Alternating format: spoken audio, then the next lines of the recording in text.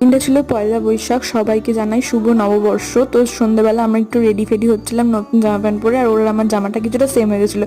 তো আমরা সবার ফার্স্টে বেরিয়ে স্টেশনে বসেছিলাম ট্রেনের জন্য, আর আমরা গেছিলাম শ্যামনগরে। নেমেই আমরা এই জিনিসটা দেখতে পেয়েছিলাম, যেটা আমি অনেক মেলায় খুঁজেছি পাইনি। তো সবার ফার্স্টে এখানে দেখে আমি আগে এটা কিনেছি। আর এখানে তো সবসময় মেলার মতন থাকে, তার জন্য একটু বেশি ভিড় থাকে, আর নববর্ষ যেহেতু ছিল সেই জন্য আরো ভিড় ছিল। তারপর তো আমরা মন্দিরের ভিতরে চলে গেছি। সবার ফার্স্টে মায়ের কাছে গেছিলাম, কিন্তু ওখানে ভিডিও করা একদমই অ্যালাউ ছিল না, তার জন্য সব শিব ঠাকুরের কাছে গেলাম। তো তারপর ওখান থেকে সব দেখে কমপ্লিট করে, এটা ছিল সব থেকে বড়।